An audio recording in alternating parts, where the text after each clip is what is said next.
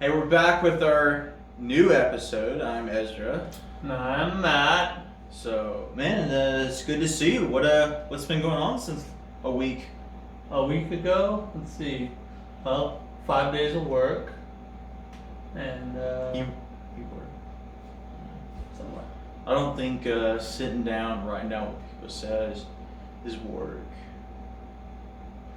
Depends on how you define work. I mean, if work's supposed to be hard, I guess no. But you know something though. I guess we should say you do work compared to say a brother of yours.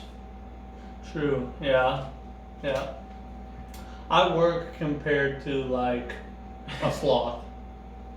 Or, I don't know. It's a weird way to start, but let's go with it. So let's recap last week.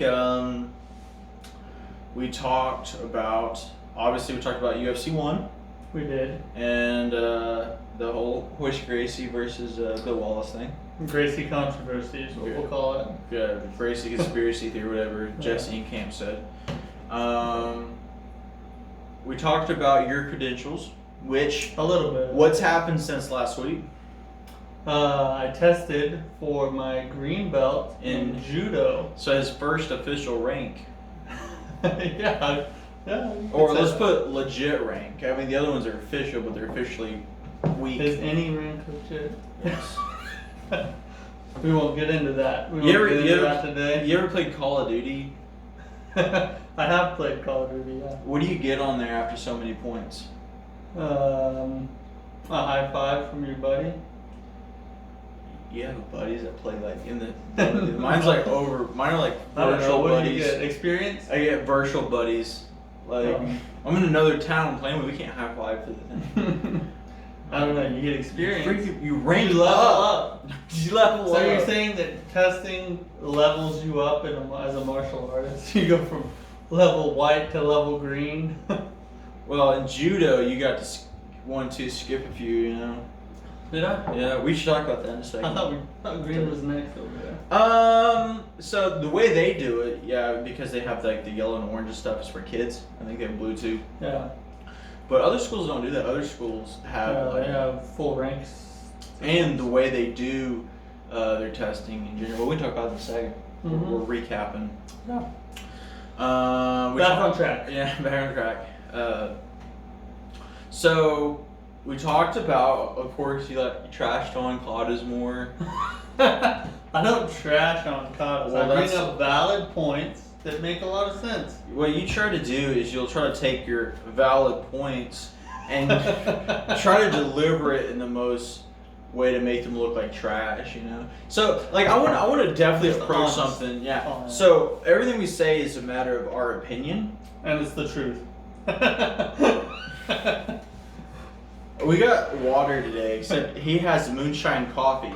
It's just coffee. He makes it out of his steel. No, it's regular coffee. Oh, was I not supposed to It talk is a about? pour over coffee. Was I not supposed to talk about that live Yeah, that's with your little?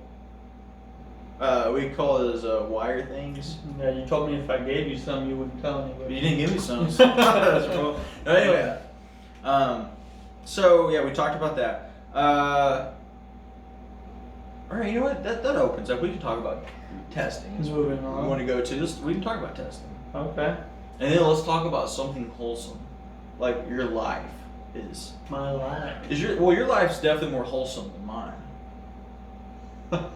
Yeah, your life's pretty rough. Man, Well, I'm not saying. tell me how you feel. Your life's tough, bro. Nah. Anyway, so ranking. Ranking. Go. Tell me your opinion, then I'll tell you mine, and then we can discuss Right. whether we agree or disagree. But we'll play this like presidential election. You know when they do their debates. Mm. You have an hour, I have an hour, and then we got 5 seconds to Yep. Okay. Yeah. But if you do talk over me, I do. Oh. Yeah. There's no moderator. No matter. Where's Katie Couric when you need her? We need Joe Rogan to moderate. No, anyway, go ahead. Okay, so belt test. So I'm gonna skip over the whole rank in general thing because that's a whole nother conversation. We'll talk about just specifically testing for rank. And so here's my problem with. So you have a problem with it? You don't even like it? You already hate it? Yeah, I don't like belt tests, and this is why. Not because I don't like doing them necessarily. I mean, I don't mind. I tested for green belt not too long ago, and yeah, I did it, and I didn't complain or anything. It's just a test. I've been through many of them. But my problem is with the. We should clarify real quick though for the people at home. This isn't like he just started martial arts. Yeah. So he This is got my third green belt. Yeah, he got. What's your third? Third time testing for a green belt. I had a green in Taekwondo too when we first started. Oh, okay. So he got all the way up to a black belt in a legit system under legit people. Anyway, that's the point. But just the fingers. Oh, because I think it's anyway. But he threw it all away. Like he threw his certificates away. But well, I threw the certificates away. His dad has. I have the certificates. Oh, you can't. Oh, that's right. So yeah, down there, yeah. But I threw the belt. He keeps them under his pillow so he feels safe at night. That's right. Yeah. I figured that as long as I still have the certificates, I'll still have all my karate skills. But if I throw the certificates away, then I'll lose all my powers. And so I kept them all. You're special. No, anyway, but he restarted because he was going.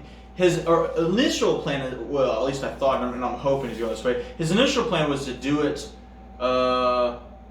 honorably because obviously the original place was not honorable. Would you agree? The original place was yeah. So anyway, so they're like, whoa, this guy just won for a green belt and he's trying to give all this nonsense, you know? So he's got merit if you want to look at it by time. And experience of being around people, so fair enough. Yeah. That way they're like, this dude's a dork. Well, they probably think that anyway. But I've been involved in martial arts for 14-ish years. Yeah, skip 6. Skip 4 or 5. I mean, if you want to count from start to today, like not including the years I took a hiatus, it's like 17 years. But almost an adult. But once you take out the years where I just kind of stepped away from everything and didn't train at all, it's more like 12 years or so. 12 to 14, somewhere in there. So I've been around martial arts for a long time, taught martial arts, ranked all the way through different ranks. So I've been to a lot of belt tests, both as the testee and as the tester. What was the youngest, or what was the lowest rank that you had while being on a testing board? Junior black belt, which was what they called black belts who were under the age of 18. So basically, I had to test, and it wasn't my choice, by the way. I would have preferred to not test for junior black belt because that was just one more test I was going to have to do, and I would have rather just waited until I was 18 and tested for the first degree. But they forced me to test for junior black belt, mostly because I think they just wanted me to start teaching, which was a terrible idea. That's another topic for another day, I guess. So I tested for junior black belt at 16, and then at that point I started pretty much doing everything any other black belt would do. Then I had to retest again at 18 years old to get a first degree. Black belt thing. But wait, there's more. Yeah. So let me see. So anyway, I got you beat. You see, I think I was a green belt, but I might have just got a brown belt. And I was on a board and tested dude for his 4th degree as urban. Oh, yeah. Yeah. Sorry. Okay, so anyway. So the point is, I've been around testing a lot, done a lot of them, been a part of a lot of them, and so this is my opinion. Call it educated or not. That's based just as opinion. Based on what you think. This is my opinion on belt testing. I think that belt tests are, for the most part, silly, and I say for the most part because I think they're valid in a case where you have a high ranking instructor coming in to test students that he doesn't know. And so therefore he needs some kind of display of technique and power and all the attributes that go into martial arts to be able to make his judgment on that particular person. So for somebody coming into a group of students that he doesn't know and hasn't been around regularly, then it's fairly valid to do it that way. But any other thing besides that, I think, is silly, because especially if you're testing your own students, you're with them every single class, teaching them. You know if they're ready or not. You've seen everything that you're going to ask them to do. You taught them to do it, and you've already seen them do it. So why would you base your opinion off of 1 2-hour, 3-hour, however long it is, period of time in which they're under a lot of pressure to try and make your determination on whether or not they hold up to the standard that you have created for them to attain that rank? To me, that's ridiculous. If they are at a level of skill, technique, power, all the things that they need to have, if they have that and you know it, just tie the dang belt on them. Don't charge them testing fees. Don't make their parents come up there on a Saturday. Blah, blah, blah, blah, blah. It's a pointless thing to me if you're doing that to your own students. I think it's fairly valid for people who are going into a situation where they don't know the people that are testing very well. But even that, I would say there's some question marks around that regarding how the tests are structured. Most tests are structured in a really bad way to where nobody should have to do that stuff, because it doesn't really matter as far as your ability to defend yourself goes. And but if the test is structured properly and you're coming into a situation where you don't know the students, then I would say the belt test is valid. So just to clarify, make sure I understand what you're saying. You're saying, so like if you're training at this school and maybe have to move, or this school closes down and you want to come to this school, this teacher would test you to see if you should have that rank in their class or something. Is that what you mean? Yeah, or let's say I'm an instructor at a school and I want to bring my instructor in to do a test for my students. Okay, so a lot of like affiliates do that. So like Right. If you're at a Gracie school, it's very rare that you can be like a certified Gracie student now, but you're like Wallace too, or really anybody that's big like that. Yeah, anytime you have somebody coming in from the outside who's going to be making a judgment on a student, then there has to be some kind of format in which that student can demonstrate their level of knowledge and ability. So at that point, a test makes sense. Like I said before, though, I think it needs to be structured properly, but I think test structure is something for another time. But that's what I think about belt testing. What about you? Oh yeah, it's my turn. I think there's pieces and things you got. I think a lot of your issues, you got a lot of sour apples. not just with you. That's true. Yeah. So I think the biggest flaw in testing is how tests are conducted. Okay. I'm not necessarily against having tests. I think depending on circumstances, testing can be good. So I want to get my point without like trying to attack yours, since I heard yours first. But it's like really hard not to. Just attack them. Because they were like points that I was wanting to say, and then you said the opposite. I was like, oh, he's gonna think I'm just trying to rip. No, just so go in on me. Okay. Anyway. Anyway, you said for one, so the instructors, like, they taught you the technique and watch blah blah blah, right? Well, one, how many times have you had to be shown a technique? shown one. Or taught a technique, whatever. How many- Technical over here. How many times have I Yeah, had? as a student, someone teaches you a technique. Well, man, I gotta be careful because of where we come from, where he would totally just trash a technique just to always sound like he knew more. But let me simplify that. So let's just take all right, Mr. Judo. Which is fine. So let's take a Osotogari, which is major outer reaping for those at home. Judo throw. So, did someone teach you the technique once and you've always known how to do it? Or did it have to take a couple classes? Or a couple, what? I would say it's still taking classes. Still taking classes. Still things I'm learning about it. Okay, right, yeah. So, I think to say, well, they already showed it to you, there's no point in doing tests. I think in some ways when you do a test, it's able to see their level of understanding, but it's just for that person.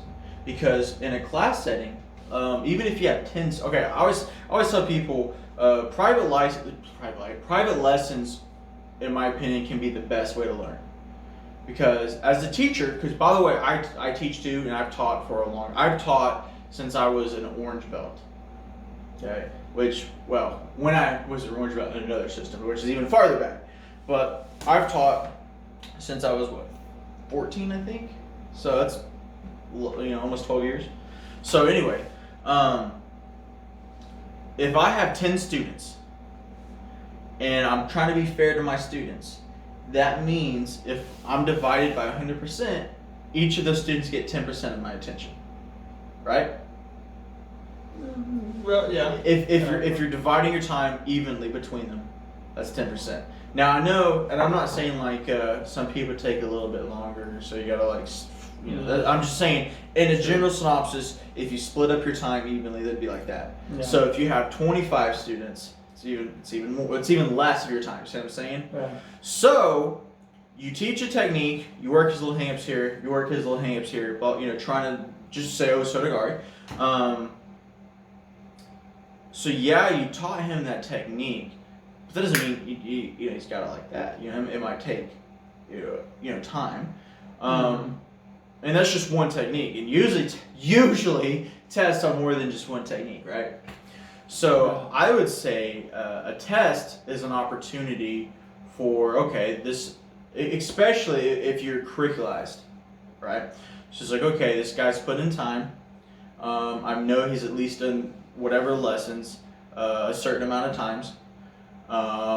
Let's test him for a level of certification. Okay. Now I approach tests a little bit different than other people, which I'll talk about in a second. So they show up to the test. That's an opportunity to focus on that one person. Now I know some tests have multiple people. That's true, but they focus on you individually. That's why you have to keep going. Mm-hmm. Case in point at your test, you're the only green belt, but at the brown belts, they had one brown belt go through his portion first, and then the other person, right? So each person got quality time being scrutinized by his marks. So it's in my opinion, a methodical or a way to analyze where they're at. Now. Yeah. Well, one caveat real quick about caveat. It's like, I don't have any eggs. About that test in particular is it was fun. It was fun. We got to run Dory after, so that was fun. Is that what you call it? Don't you say? And that particular test was like what I was talking about. A higher level instructor came in and tested students. We need to get him on, by the way. We need to get Sensei Tony on. Yeah. Sorry, go ahead. That test was formatted like that. There's an instructor coming in. He didn't really know us or not around us regularly as we're training. So it made more sense to me that way. But anyway, keep going. So why do tests have such a bad name? And I'll tell you, because of the loss of integrity in them. Not just like foolish people conducting them, but I mean the proficiency in each of the testees. I would say testees, whatever. Sounds dirty. I didn't mean it that way. it's like you take a yellow belt test, you know, and here you got two equations here. So you got are what they're being tested on, the techniques that they're having to do, are they worthless or not? And then the caliber at which they perform them, is it worthless or not? Okay, so I guess my vision, what I'd like to do, hopefully in my lifetime, is to bring back the higher level integrity and caliber in testing. Not just like, unfortunately anymore, black belts are what, a dime a dozen? Well, actually, it's $5 if you got a discount at the store. but you can gotta pay. So you gotta pay several $1,000s to get a black. No, you don't. They're like $20 at the store. That's what I'm saying. Well, we're talking about two different things. So, like, basically, in the martial art world, amongst martial artists, if someone says I have a black belt, it almost doesn't really mean anything anymore. Unfortunately, not unless it's in Brazilian Jiu-Jitsu. Well, see, that was true maybe 10 years ago. Unfortunately, even that is on the downfall of degrading. Well, now, but it's still. But not that used to be, yeah. No, it's still it's you know, karate and taekwondo and kung fu are leading that parade, but unfortunately, all the arts suffer that. Mm-hmm. Okay, whereas in the '60s and '70s, maybe even in the '80s or whatever. It's really hard to see where the downfall is. I thought it would be a fun study though, but it's almost like the expectations or the accountability of them just kind of like decreased. So, case in point, a typical karate or taekwondo test, they'll have you punching like this. Okay, well that's not really an effective way. Which this is more taekwondo. Karate would be down here, but just because I have a table for the people at home, I did a taekwondo version. Because this hand's placement is very important. You'd be surprised how many sticklers over a thing that doesn't make sense. Trust me, So, approaching that, I have two things. One, this is not an effective way to punch. Well, no, let me clarify that. It is not the most efficient, effective way to punch. It can be effective to punch like this, but the probability that could be, especially if they knew what they were doing, that could be harmful to you is a lot higher. Yes. Okay. So can it be effective? Sure. So I have to be careful with that. The most, as we would know, the most appropriate way is to have a cover up, you know, like a boxer's jab, what have you, right? Mm-hmm. So, yellow belt test. Shown the same technique, a lead punch, jab, whatever, done from here to done from here, okay? Two different yellow belt tests. Well, I already would say that this is more effective to do than this, but I would say depending on the proficiency of that person, this person right here might be more effective with this punch than this person right here with the way tests go. Because it's like, okay, yellow belt, let's go. Well, he knows his punch is supposed to come out, but he's not going for his black belt, he's just going for his yellow belt. You ain't gotta worry about it, right? Same thing for here. Oh, he's throwing his punches out, but that's just his first belt. He's got the idea, right? That mindset, that thinking, that critique of the technique is what's, in my opinion, one of the leading ways of downgrading or degrading martial arts. A lot of people will say that, well, what is Cobra Kai about? They're awesome people. About karate being watered down. What's funny is how many non-realistic black belts will even say, oh yeah, martial arts being watered down in my day. It's like, how are you going to say that and you're one of the main causes? Think how many black belts, instructors that you know are like that. And you're teaching students. And doing these things that we're talking about.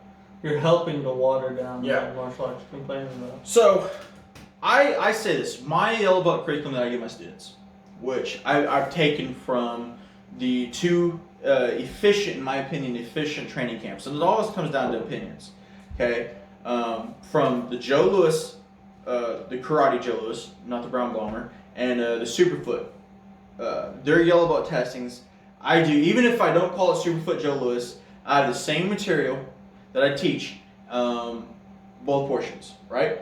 So you learn how to fight here, and you learn how to fight the Philly show. Okay?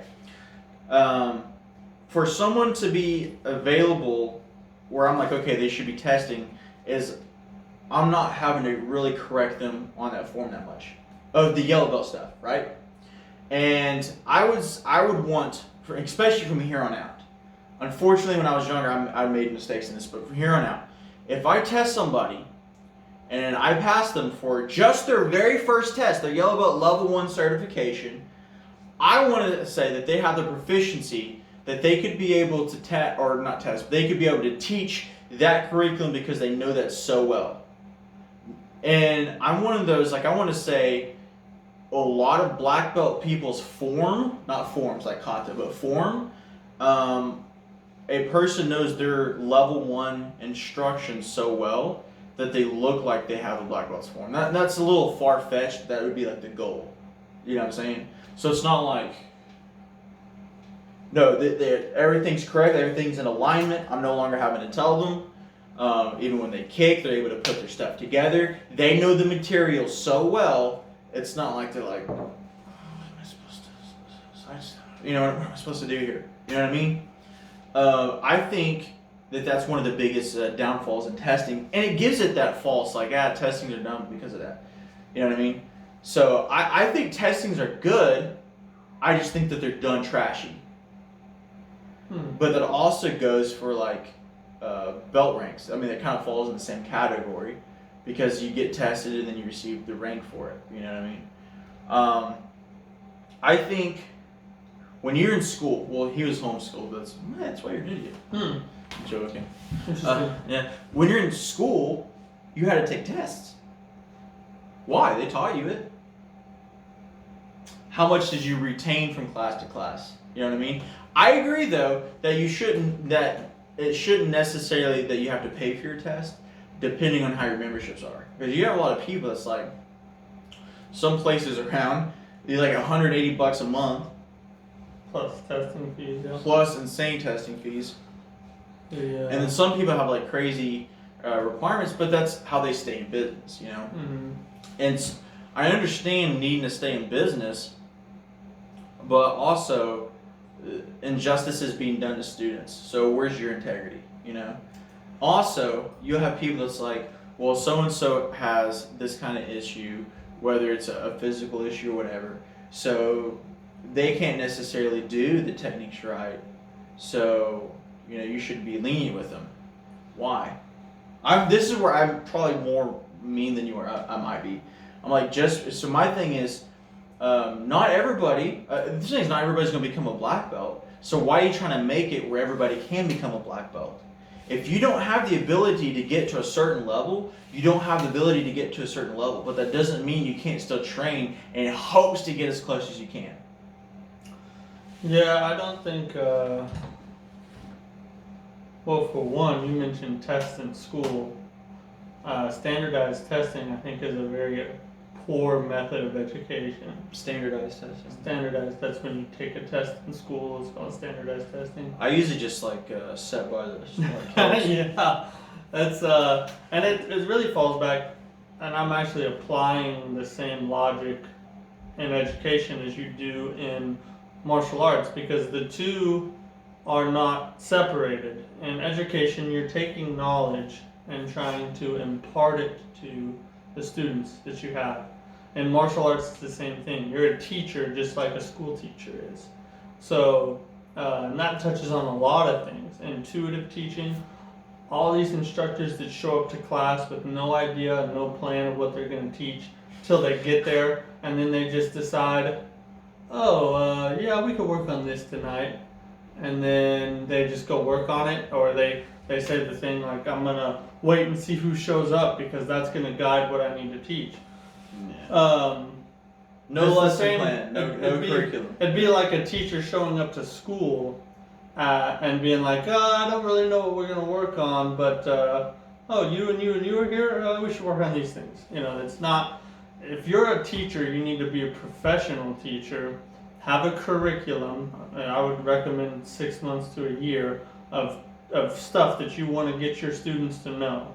And then you need to take that and start making lesson plans for each class with everything that you're going to work on, and then so that you stay on track to get a student from here to here.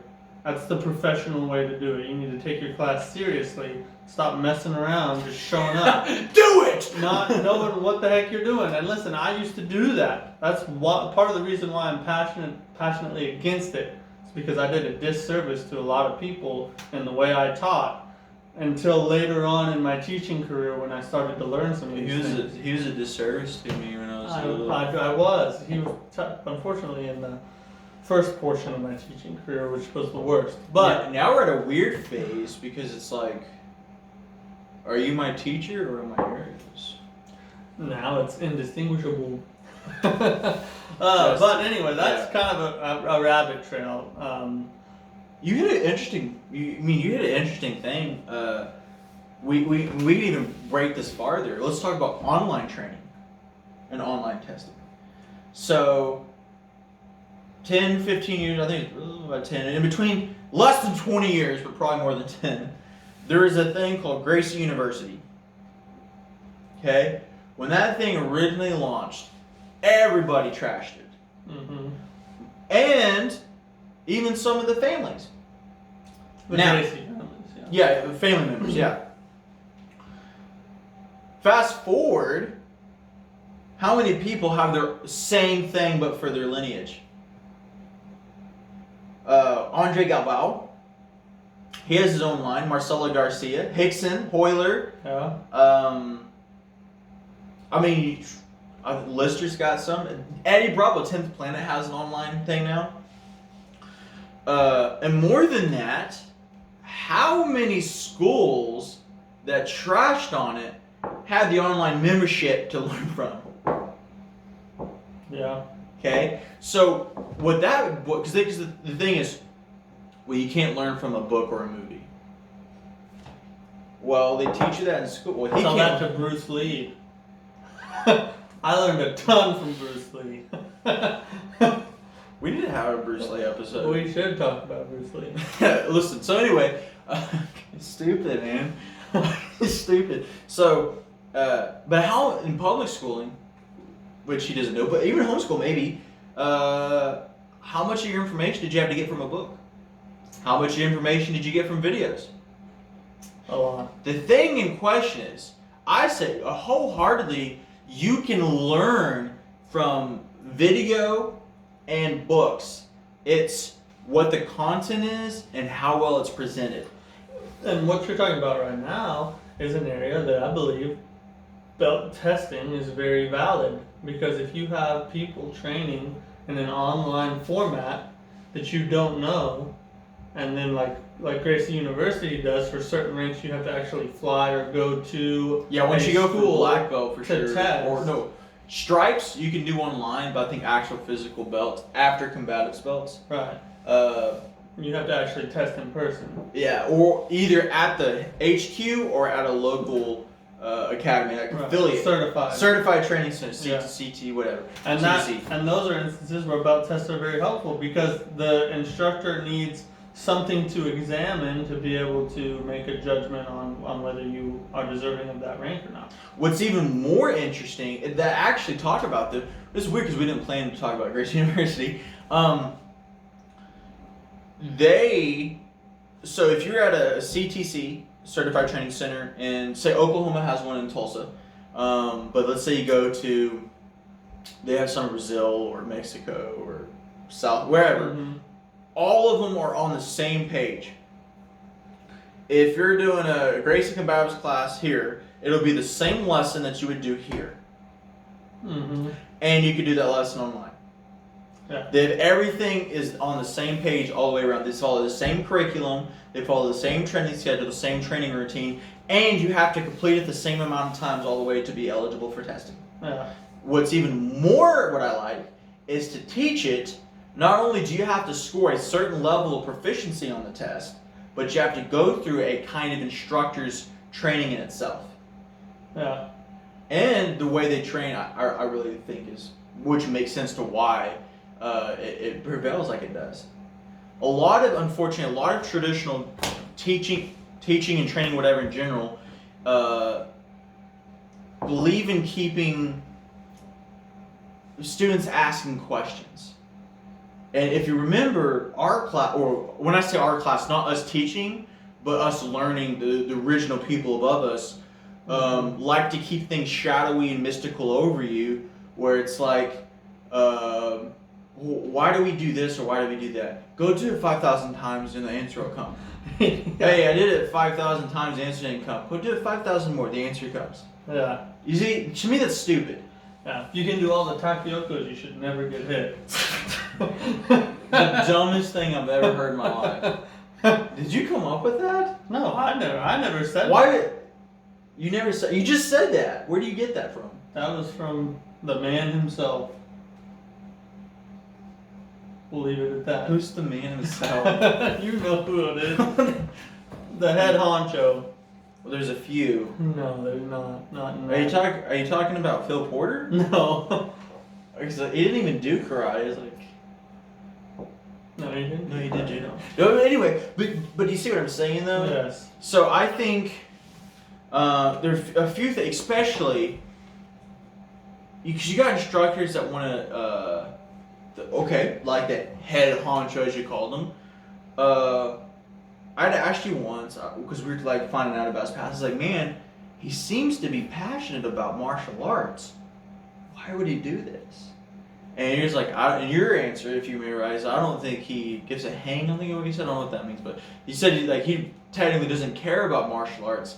He likes the notoriety, the fame, image of the I'm this whatever rank and whatever styles, and tries to carry himself, even though it's a false sense of security by a long shot, but he got almost like the accolades that are given by holding that certificate.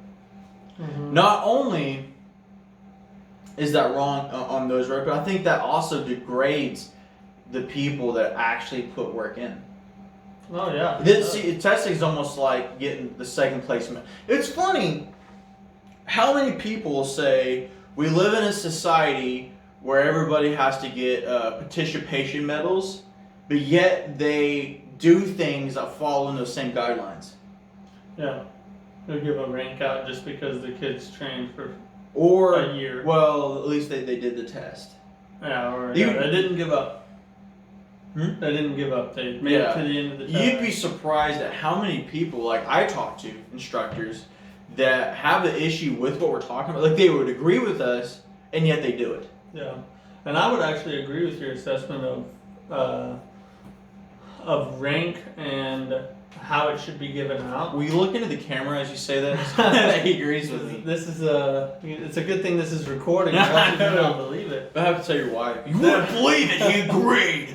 I believe that there is a large portion of the population that should never be able to wear a black belt because they do not have the physical capability to perform at that level.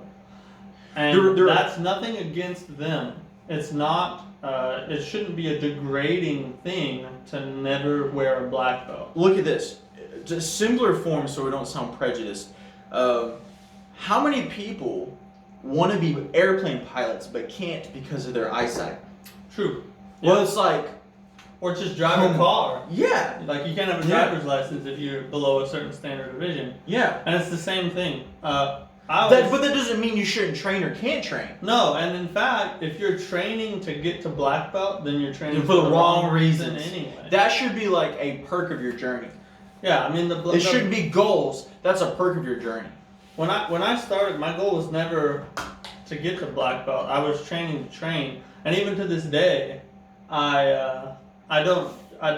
It's not true. I don't care about rank. I do tests mainly because the instructor asked me to, and I'm not going to refuse. Do what you're told. Yeah. It's disrespectful to refuse a test. So I don't mind going and doing tests. That's fine. But that's not why I do. I would train if I never tested, and I would train if I tested every day. You know what I mean? So you have to have the right motivation behind your training. But aside from that, there is a large portion of the population that should never be able to wear a black belt, because what most instructors do not think about when they're thinking about rank and testing kids and all these things, is when you hand a belt to somebody, you are subconsciously telling that person by handing them that rank, you have this level of capability. Or efficiency. Or efficiency. Yeah. So if I walk out into the street thinking that I have black belt capabilities because that's what my instructor gave to me, and you don't, and I'm supposed to be able to trust that instructor's opinion because they should know, and then I walk out into the street and I can get myself in a bad situation and I won't have the techniques and the capability to defend myself because no one has ever been honest with me. No one's ever sat down and said, listen, you're not at that level. I don't know if you ever will be. This is where you are now. And it can help a student's training if they know, okay, what I'm doing is not cutting it. So I either need to work harder or I'm just going to have to continue to train. It sounds harsh. It sounds harsh. But in the long run, it's realistic. And you can deliver the message without being trashy. Like, you suck, you're just never going to get to be a black belt. I'm going to be real with you. You have too much junk wrong with you. You know what I mean? That's kind of rude. That's what I told them, though. That's what that was my standard speech. I believe Especially it. to the 3-year-olds. Especially to me. 3-year-olds. If I can knock you down and you can't stop it, take your belt off. But more than that, instructors, you gotta understand the injustice that you do when you award rank that you don't believe in also. Because there's doing something because that's the only thing you know and you don't really understand or know that it's wrong. And there's doing it knowing it's wrong or knowing like, well, they're not really that good, but here's your intermediate or advanced levels, you know. Because you are consistent to class, you are putting in the blah, blah, blah, you know. The thing is, physical traits or your DNA makeup is different person to person. We all know that. Mm-hmm. So he might be shown a technique. It might take him 10 times. I've mentioned before. Like, you'll not do something for a long time and it still stays ingrained. Okay? But it might take him 10 times to learn a technique. It might take me 200. But if it takes him 10 times and he gets his belt, and I'm at level, and I'm at my rep of like 60 or 70, I'm like, I've done more reps than him. Well, how come I can't test? It's like, well, your form is still trash. You're a little bit slower on getting there. That doesn't mean you're worthless. That just means you're slower. You're coming in 5th place at a track meet. You don't deserve the trophy yet. Right. You know, it might take you instead. You know, when people put time frames on, well, how long is it going to take me to get to black belt? Oh, 8 to 10 years. Or, sorry, 3 to 4 years, right? But here, you better say 3 to 4. Nobody's staying. No, no one's staying. The thing is, my answer to that depends entirely on you. Yeah. I would say it'd probably take you longer than a couple years, but how long is going to be entirely on you, because some people who are athletic as all get out. Sorry, you're in my way. Oh, yeah. Athletic as all get out can pick up and be able to perform things faster. There's people with natural talent. Yeah. And those people should be rewarded for that. But to pass it because you feel sorry for them, because that's horrible. Or just time served. I mean. Yeah, time served. Yeah. That's Rent-a-cop. It's a dangerous thing when you start handing people rank just because they've been around for a long time. It's you really need to be careful as an instructor who you're giving confidence to and what they're able to do and what they're not able to do. We have mutual friends that are black belts that the people that tested them for, even the headman himself, like, nah, they're not black belt material. I just needed this, or I just needed that. Yeah. That's so dishonest. And then the people that signed on their certificate, besides the head guy, who thought the same thing, that's like, well, I mean, they did the test, and he wants me to sign it, I'll sign it or whatever. Now, there's 2 ways. Are you just doing it to do it, and whatever? That's horrible. That's really not right. And then you got people that sign it when they don't want to because they were told to by their higher up. Now, I'm more lenient with that person because I know, not just because I used to be one of those, but I ain't anymore. Not because I used to be one of those, but because I also understand a chain of command. The thing is, just make sure you do your homework enough to find out if your chain of command is worthy of command. If not, switch teams. Yeah, go find somebody who's Yeah, qualified. that is a huge issue. Yeah, and at some point we should talk about parents and what they should look for when they're Yeah, going that around is school. a But good that's a whole assessment. other thing. But here's another facet of this conversation that has to be fleshed out. Well, how about this? Let's change gears a little bit because I feel like we've been on testing for a long time. Why don't we shift gears and we'll talk about point sparring.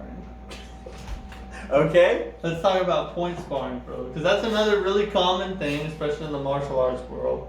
And I'm sure that there's a ton of people out there. You're a better fighter because Yeah. And before we move on to that, I guess, before we move on and talk about point sparring, I feel like one thing that people's I'm sorry. I'm just picturing what I was told. I'll tell that story in a second. Go ahead. one thing that I can hear people that might be watching will say to what we've said about testing so far is, well, you guys seem like you believe that all martial arts is about is fighting, and if you can't perform techniques and do things well, then that's all it's really about. And my answer to that is There's truth to that. you're about 95% correct. There's truth to that. Listen, all those people out there who tell you that martial arts is about, it's not about fighting. It's about discipline. It's about honor. It's about hard work. All these things. Those are components. Those are that components. go to it. But the ultimate, when you take up karate, what do you want to learn how to do? Yeah. Punch and kick. It's about self-defense. Okay. Listen. I'm a Christian. Majority people. You are? Outside of Jesus Christ, nobody's going to make you a better person. And if you do become a better person, it's just going to be temporarily. You can't change what's inside of you, even if you do external things to do behavioral modification. But aside from that, martial arts is about self-defense. And don't let anybody tell you any different. Don't fool yourself. So At the end of the day, you need to train so that if you get in a tight situation, you can protect yourself and your family. That's what it's about. Now, you need to be honorable. You need to be respectful. You need to work hard. But those are not the point. That's not why you train. And so to disconnect rank from the central point of why you should be there is ridiculous. So, what you could almost say is, you're saying outside of having Jesus in your heart, you can't be a better person, right? So, would almost like the better person that comes to being a martial artist is like materialistically better. So it's not really. That may be better on the outside, but Yeah. it's not going to change who you So are. it might help give you structure in like society facets, Mm-hmm. but not soul facets. Soul level. It's not going Yeah. to change your spirit. Which I agree with that. Actually, I 100% agree with that. But anyway, I didn't know about the Christian thing. I was just me, but apparently not. Point sparring. Okay, so I actually do not hate points fighting. What I hate is people saying, or people measuring your proficiency as a fighter based on your point fighting. Yeah. All right, listen. I love this guy to death. Would you agree to that? Well, maybe not to death, but I would let you take a bullet instead of me. So, yeah. Yeah, but obviously, like, I care about you. You're my friend. You're my brother a long time, right? Yes. Okay. And I mean this with the most of respect.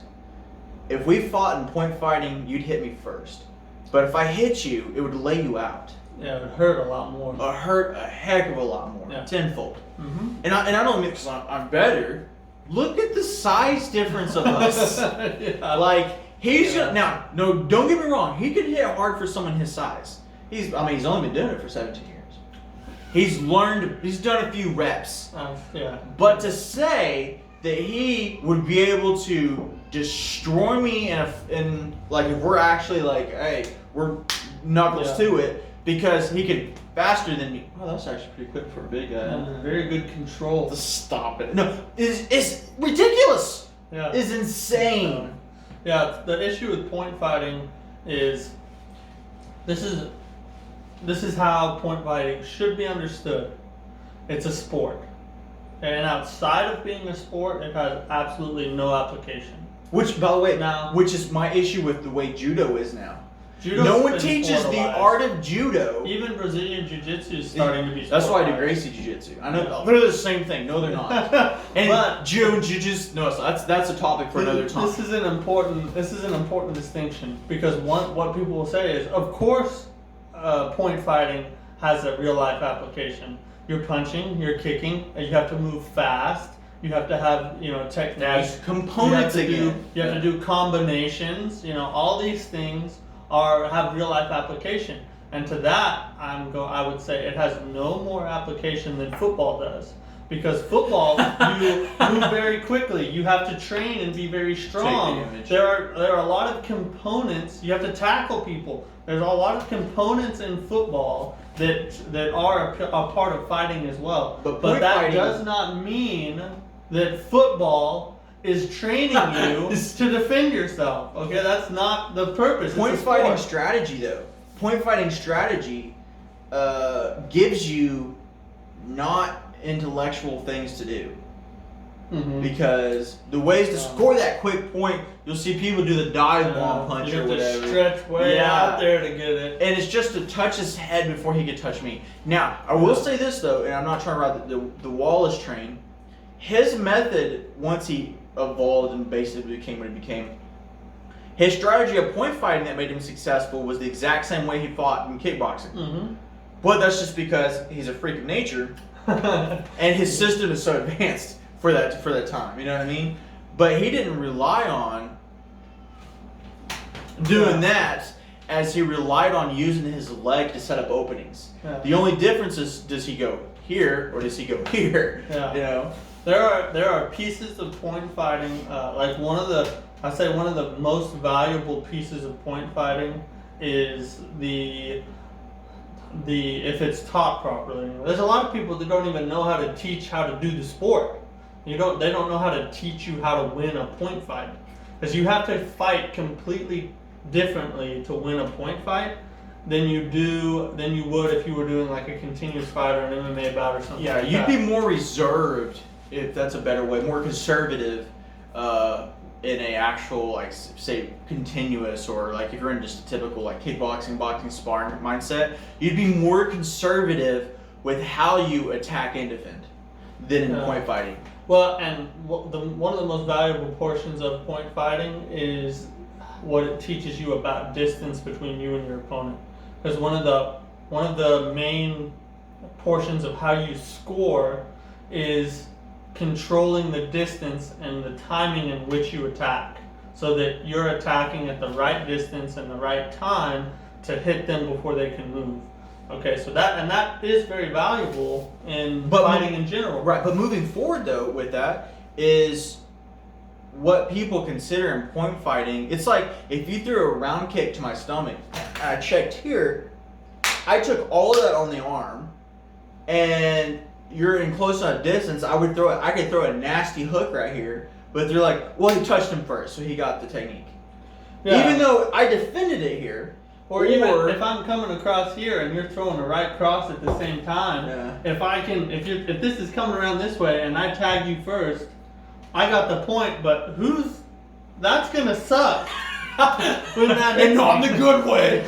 So it's just if your students really want to compete in point fighting, and like I said with forms, if you are really interested in competing and like going for state and national titles, Have just like a tournament team. you better train that hard and teach them the right way to do it. But if point fighting is your merit to whether or not they're skillful in testing, then that's ridiculous. You shouldn't have your students point fight at tests. That's ridiculous.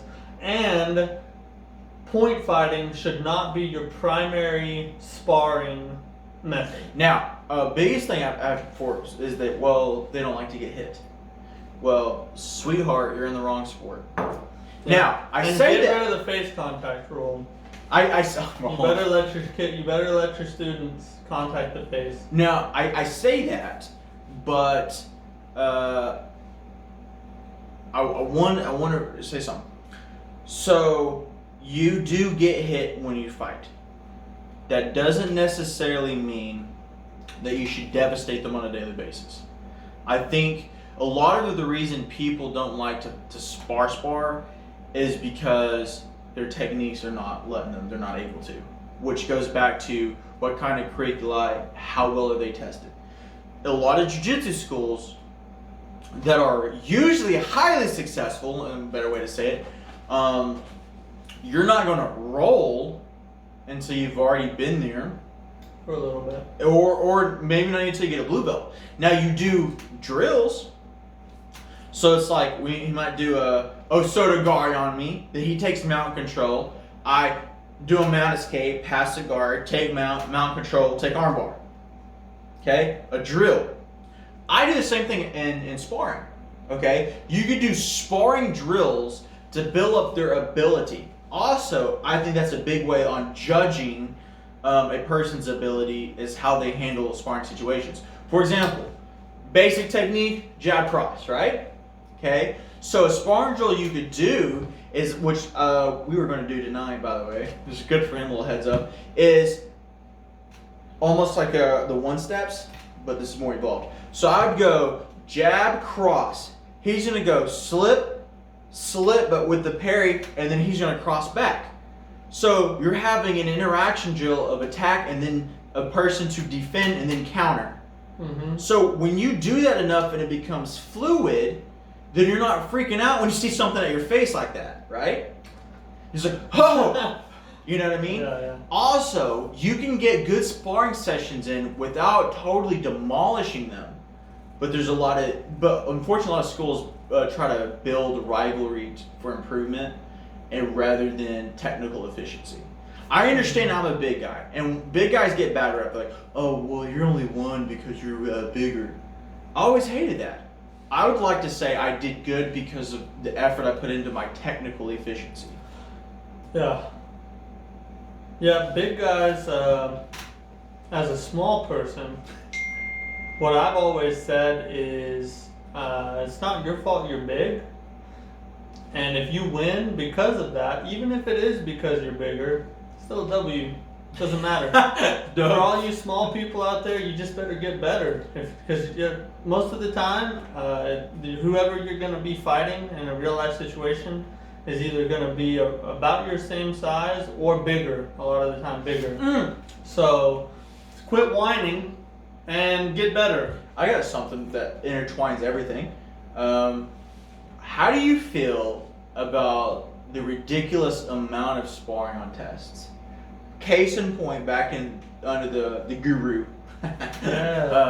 It's like, okay, you're going to fight 10 matches 1-on-1, and then you're going to 2-on-1, and then you're going to go 3-on-1, and they're fresh opponents every time. 3-on-1, 4-on-1. Yeah. So, by the way, I cheated this system. And I don't know if I've ever told you this story. I was an orange belt, black stripe. And I was supposed to be going for, well, this is vague. I was being told by one instructor, you're going for your green belt. This other person said you're not.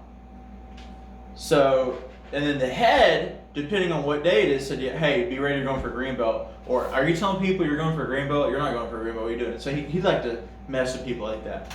Anyway, I was told to be at the test. It was in Purcell. Show up to the test, and I'm watching what he does. You notice he never spars anybody till the end. You just bet the head honcho to spar him. And I watch what he does. When everybody, by the time they get to them, when it's like his turn, they're like, They just popping their head back, right? And what's bad is he would do that to whether they're children, whether they're a lady, they're a guy, whatever. He's basically fighting them in the face when they don't have an ability to defend themselves. Mm-hmm. And I had witnessed something on a test before, but now it's my turn to test, supposedly, because they ended up not testing me. But what I did is I cheated-ish. I did it in a fair way, but I cheated the system in a fair way. what I did is my very first match. I knew at that time what I had was a step through side kick, which I don't do step through side kicks anymore. I do superfoot side kicks. Oh. But if you remember, my really good technique was that step through side kick. Right? I would steal your soul with it. Yes. Yeah. So what I did is as soon as they said go, I would stick that back fist out there and then slam a side kick as hard as I could to my opponent. Which, by the way, I was like 15 maybe at the time, so I was a kid. So it's not like, So what happens to that dude? He crumbles to the ground, whether it takes a few seconds. Now remember, they're like 2-minute rounds, 1 to 2 minute rounds. So the rest of that round, what did he do? He ran. And I did not chase after him. I would slowly walk around. So I had a full round of one technique. Didn't worry about it. Round 2. Bump glove, did the exact same thing. Bam, blasted him hard. I did that about 3 or 4 opponents.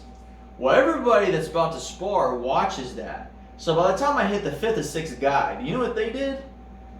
They didn't even want to embrace for that side. He just wiped all these guys out with the same technique. I'm not engaging him. So by the time I got to the sparring of the black belts, I was still fresh and was not wasted. And so when it came time to spar him, he wouldn't do it. He's like, he's not testing next. And wouldn't let me fight him. Cheated the system. I think, and people say, well, you got to teach him how to fight multiple opponents. Okay, it's true. You might get into a fight on the street with multiple opponents. But those multiple opponents are going to get tired too. So if you're teaching them to fight multiple opponents, I think you need to have the same opponents every single round. If that is your end result, if that's your goal. Joe Louis would do 3 3-minute rounds. And the farther up the rank, the more rounds you had to go, of course.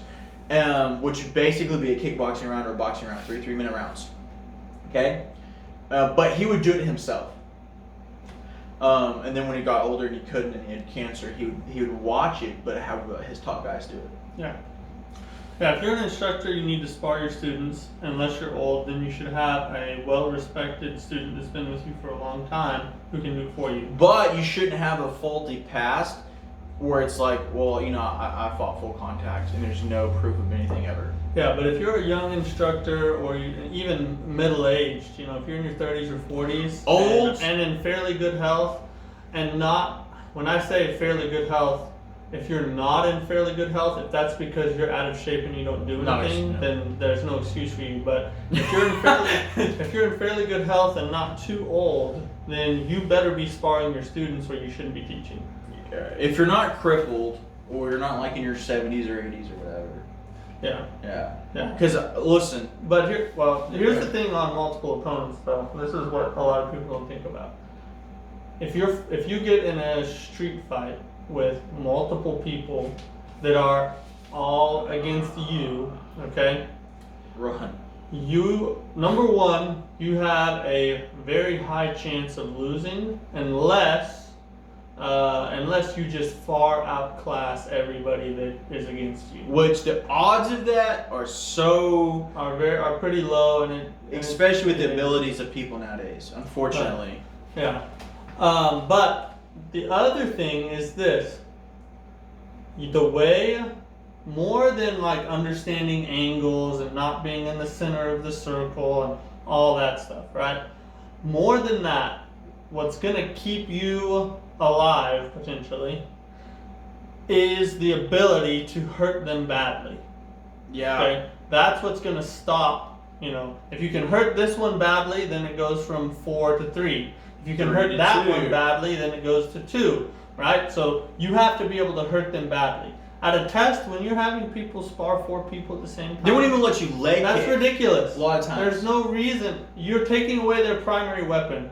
If I cannot just haul off and lay a person out, then you should not put more than one person in front of me. And limit not only the amount of power you execute, but the techniques required. And where you can hit them at. Can you take them to the ground? If you tap them out, consider that a victory. That person's out. Yeah, if you do that. But they test you by doing like point fighting or point continuous fighting style of sparring on their tests, and then they'll do 3-on-1 or 2-on-1 or whatever. I'm like, listen, don't underestimate. Even though superfoot's and we kick above the waist. No. My school we kick in the legs. Don't underestimate a leg kick. Yeah. Now, that's not the end result. I don't think that should be like your go-to or whatever. But like if I'm sparring 3 or 4 on 1, I'm gonna dead leg the trash out of your leg and make him less mobile. Yeah. Also, can I throw him and put him in a quick submission, make him tap, and then jump up on somebody else? You know, or do I take him down on throw top? them so He's down, and then you got at least for 5 seconds or so, you have one person that you can not worry about. And if you damage one really bad, you use him as a human shield. But more than that, do you even teach how to fight multiple opponents? What kind? And there really is no way to fight multiple opponents. There's only some strategy you can do to help make it more efficient for you. But in the end result, don't. The odds that you're gonna survive, yes. Just run. Dude, listen, give them anything you have. Yeah, like, get out of there. It's ridiculous. Unless you think if you just feel like you're up for something, then no, there are some people I have no doubt I could beat 4-on-1. Yeah, but there's plenty of people. I know them personally and know their stuff, and I'm like, okay, yeah, they're worthless. But to go out into a street, even with the little or a lot I know, wherever you are, depends. I would not openly try to have. I don't even try to have a 1-on-1. Like literally, because a lot of people, you gotta have this macho, or they have the mentality you gotta fight. It's stupid. There is no win. Even if you defeat that person, they'll roast you in prison or jail time, whatever you get. There's no win. Do not fight if you can avoid it. Do not do it. But if you have to, try to at least know what you're doing. And try to make sure that there's not 3 of them. Yeah. If there's 3 of them, try to make it 2. Yeah. Right. But to recap, because we should probably close out. And on this note, yeah. Testing, you probably shouldn't do it. No, you should do it. But if you do it, do it responsibly. I'll say do it correctly. Probably should not. But if you do, only do it my way. Under special circumstances. Point sparring, gay. You could probably not do it at all. You shouldn't say that. Gay. I'll say it all I want. You probably shouldn't do it at all, unless you're interested in competing. And group fighting is relatively unimportant unless you're willing to really throw down with some fools and then. And if you're an instructor, if there's an instructor, 40 isn't old, 50 isn't old. Spar your students. Yeah, even if they're better than you. Stay in shape. Quit being a lazy piece of crap. Yeah. Stay in shape. It annoys me to have middle-aged, high, like 8th, 9th degree black belt, 7, whatever, and their form and technique is trash. Yeah. Like, how do you call yourself a martial artist? How do you look at yourself in the mirror having students and say, if you do what I teach you, you can defend yourself, when you can't even defend yourself? That's true. Which, I think one thing we should talk about is eventually, like, the difference between performing a technique and teaching a technique. Because there are legitimate martial artists out there who at one time could perform technique at a world-class level, but maybe can't anymore. But they still have the knowledge of everything that they picked up being able to perform that. And so, in a lot of ways, it's sort of like a football coach. Like a football coach has a lot of knowledge about the game and can coordinate an offense and orchestrate a team and everything. Doesn't necessarily mean that he can catch a touchdown pass. That doesn't. So if they had the original accolades of that high of ability, they're gonna know how to get there because they did it themselves. But if, say, you once were this magnificent champion, but you're not able to maybe perform at that level anymore, that doesn't mean your student should. He's met Wallace, who is obviously a champion in his own right. He's mid-70s and still has sick form. A lot better than most people my age that carry a black belt. So to say, well, I'm too old, I can't do it, is ridiculous. He has better form than I do. He's better form than I do, and you do. So, granted, being the older you get, the harder it is to maintain, or the harder it is to get to a certain proficiency. But hard is not impossible. And if you have a physical, maybe you got battered too much in the ring and you're just torn up, you can't get that flexibility because of physical issues. There's no reason why your students shouldn't have that proficiency. True. Yeah. And if you're in fairly good health and do it right and are teaching, then you should be sparring your students and you should be in shape. If you aren't those two things, then you should not be teaching, because if you are teaching martial arts, then you, as a prerequisite to that, you should love martial arts so much that you still train to this day. Yeah. If you're a martial artist who doesn't train anymore, you should also not teach anymore. Well, our opinion. For what it's worth. His is worthless. Mine's right. No. I hope you guys enjoyed it. I hope you learned something. But if you have a different opinion, feel free to comment what you think, or if there's something you want us to cover. By the way, shout outs, real quick. The Una de Numero, your wife. Oh yeah, Genesis Photography. If you're pregnant, like me, and hey, don't laugh at my child. No, listen. Photography for anything, whether it's I can't pronounce maternity, family, cake smash, newborn. Those are even if you have children, she does superheroes, princesses. Like, we're gonna do a princess shoot. Yeah, me and you. This guy. But listen, look her up. She does amazing work. She makes me look good sometimes, which is very hard to do. Tough. I've been working on it my whole life. It's still underwhelming. Right. Listen, we had a blast, and we'll see you next time. It's a wrap.